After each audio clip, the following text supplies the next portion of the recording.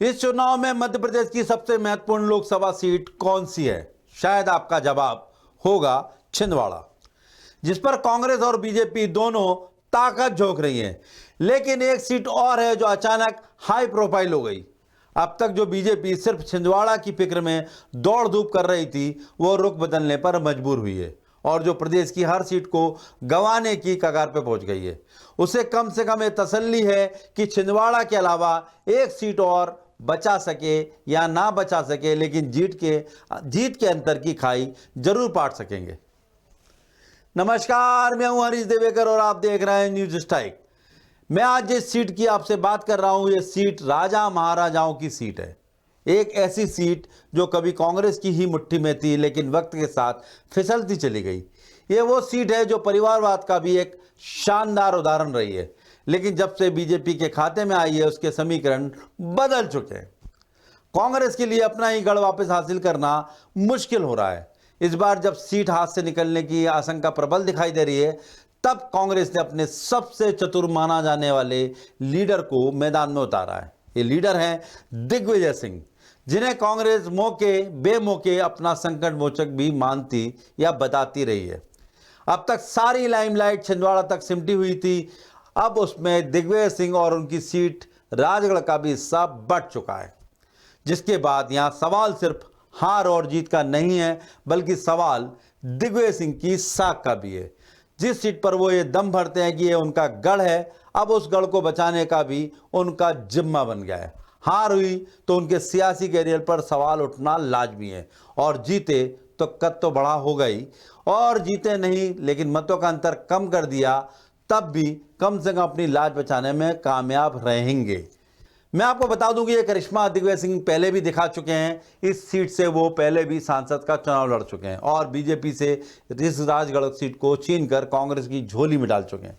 एक बार तो हाल ये था कि वह खुद हारकर मैदान से भागने की कोशिश में थे, लेकिन वोटर्स ने कुछ यूं साथ दिया कि सीट उनके खाते में आ गई। इस किस्से से पहले आपको बहुत ही संक्षेप में बताता हूं राजगढ़ लोकसभा सीट का चुनावी इतिहास। राजगढ़ लोकसभा सीट पहले राजगढ़ और सुजालपुर विधानसभा से मिलकर बनी थी।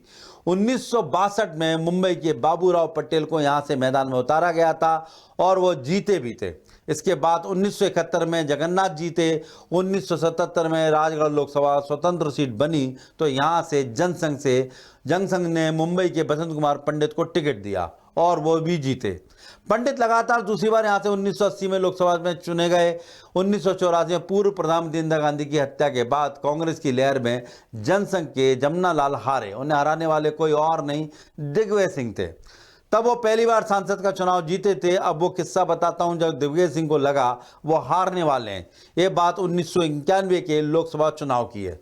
तब कांग्रेस से दिग्विजय सिंह और जनसंघ से प्यारेलाल खंडेलवाल मैदान में थे। मतगणना के दौरान दिग्विजय सिंह 6000 वोटों से पीछे हुए और नम आंखों के साथ मैदान छोड़कर जाने का फैसला किया। इसी बीच पूर्व विधायक हजारीलाल दांगी और दिग्विजय सिंह के पास आए और दिग्विजय सिंह को आखिरी वक्त तक काउंटिंग स्थल पर रहने के लिए कहा। उनसे मिले जीत के दिलासे के बाद दिग्विजय सिंह दोबारा गणना स्थल पर रुके और 1470 वोटों से भाजपा के प्यारेलाल खंडेलवाल को हराया। उसके बाद से सीट दिग्विजय सिंह के राजघराने से बाहर नहीं जा सकी। उनके बाद उनके भाई लक्ष्मण सिंह इस सीट से सांसद रहे। हालांकि साल 2004 का चुनाव लक्ष्मण सिंह खुद बीजेपी से लड़े और जीते, लेकिन अगर यूं कहें कि वोटर को फिर से बीजेपी की हवा खुद दिग्विजय सिंह के भाई ने ही लगाई तो कुछ गलत नहीं होगा। दूसरे शब्दों में यह कह सकते हैं कि खुद कांग्रेस ने यह सीट बीजेपी की झोली में डाल दी। हालांकि उसके बाद भी दिग्गी राजा का करिश्मा नजर आया। साल 2009 में वो यहां से कांग्रेस के नारायण सिंह आमले को जीत दिलाने में कामयाब रहे। इसके बाद 2014 के चुनाव में बीजेपी के रोडमल नागर ने इस सीट को बीजेपी के खाते में वापस ले लिया। तब से वो लगातार 2 बार जीत चुके हैं। तीसरी बार भी बीजेपी ने उन्हीं पर भरोसा जताया है। यानी राजगढ़ में मुकाबला रोडमल नागर और वर्षे दिग्विजय सिंह का हो चुका है। दोनों ही दो बार इस सीट से सांसद रहे हैं। ये भी इत्तेफाकी मानी है कि दिग्विजय सिंह ने लोकसभा का पहला चुनाव जीता था इंदिरा गांधी के निधन के बाद उठी कांग्रेस की लहर के चलते। उस समय लहर का बहाव उनके लिए अनुकूल था। इस बार उन्हें फिर एक लहर में चुनाव लड़ना है। इस बार मोदी लहर प्रचंड वेग के साथ बह रही है। बहाव का जोर किसी और दिशा में है। ऐसे समय में कांग्रेस ने फिर दिग्विजय सिंह पर दांव लगाया और अब उन्हें खुद को साबित करके दिखाना है। यानी दिग्विजय सिंह को अग्नि परीक्षा देनी होगी, एक अंगारों पे चलना होगा। इस वेग के खिलाफ जमे रहने के लिए दिग्विजय सिंह अपने पुराने पैतरे पर काम करना शुरू कर चुके हैं। उनका ये पुराना पैतरा यह कह लीजिए या कह लीजिए कि आजमाया हुआ फार्मूला, पद यात्रा का फार्मूला। दिग्विजय सिंह ने सबसे पहले मां बगलामुखी के दरबार में पूजा की, उसके बाद पद यात्रा शुरू कर दी। उनके साथ पूर्व मंत्री प्रियव्रत सिंह भी चल रहे हैं। 77 साल की उम्र में दिग्विजय सिंह रोजाना करीब 20 किलोमीटर की यात्रा कर रहे हैं। उनके निशाने पर वो इलाके हैं जहां से कांग्रेस को वोट मिलना बंद या कम हो चुके हैं। उनसे सीधे संपर्क साधकर दिग्विजय सिंह वोटर्स को अपने खेमे में लाने की कोशिश कर रहे हैं। इसी फार्मूले के साथ दिग्विजय सिंह पहले कांग्रेस का सूखा खत्म कर चुके हैं। 15 सालों तक एमपी की राजनीति से सत्ता के लिए तरस रही कांग्रेस को 2018 में दिग्विजय सिंह के इसी फार्मूले से सत्ता मिली थी। उन्होंने 192 दिनों की नर्मदा परिक्रमा कर पूरे प्रदेश में अपनी पकड़ मजबूत की थी। इसके बाद दिग्विजय सिंह सक्रिय पॉलिटिक्स में वापस लौटे थे तो कांग्रेस भी मध्य प्रदेश की सत्ता पर काबिज हुई थी। मध्य प्रदेश में यह माना जाता है कि दिग्विजय सिंह की परिक्रमा की वजह से कांग्रेस की वापसी हुई थी, लेकिन गुटबाजी के कारण 15 महीने में ही सरकार गिर गई। इसके बाद दिग्विजय सिंह को पार्टी ने लोकसभा चुनाव में उतारा। 2019 के चुनाव में दिग्विजय सिंह को भोपाल का गढ़ भेजने का जिम्मा मिला। यहां से बीजेपी ने प्रज्ञा ठाकुर को टिकट दिया था। इस चुनाव में दिग्विजय सिंह 3,64,000 से ज्यादा वोटों से हारे थे। इसके बाद विधानसभा में भी दिग्विजय सिंह और उनके साथ कमलनाथ कांग्रेस को बुरी तरह हार हुई, जिसको वो रोक नहीं पाए। अब एक बार फिर दिग्विजय सिंह को नई चुनौती मिली है। उम्र ज्यादा है, प्रतिद्वंदी प्रबल है। सबसे बड़ी चुनौती अपनी ही पार्टी में अपनी साख बचाने की है। पिछले चुनाव में कांग्रेस ने यहां से मोना सुस्तानी को टिकट दिया था। उस चुनाव में बीजेपी के रोडमल नागर को 8.23 लाख यानी 8,23,000 वोट मिले थे, जबकि कांग्रेस की मोना को 3,92,000 वोट मिले थे। रोडमल नागर ने मोना सुस्तानी को 4,31,000 वोटों से हराया था, यानी भारी भरकम वोटों से हराया था। मोदी की लहर में फिलहाल इस अंतर को पाटना ही बड़ी चुनौती है।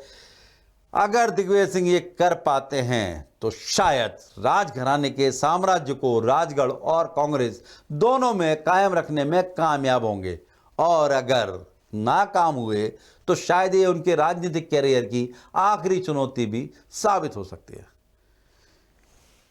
नमस्कार।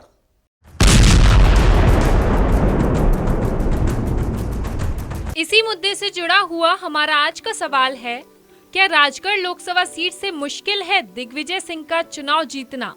इसका जवाब आप 3 ऑप्शंस के जरिए दे सकते हैं, हाँ, नहीं या फिर कह नहीं सकते। आप अपने जवाब हमारे social media platform YouTube, Twitter या फेसबुक पर दे सकते हैं, या फिर हमारी वेबसाइट www.daसूत्र.com पर भी विजिट कर सकते हैं। पिछले एपिसोड में हमने आपसे पूछा था कि क्या लोकसभा चुनाव में सफल होगा कांग्रेस को नए चेहरों को टिकट देने का एक्सपेरिमेंट? इसके जवाब में 80% लोगों ने कहा हाँ, 17% लोगों ने कहा नहीं, वहीं 3% लोग इस बारे में कुछ कह नहीं सकते।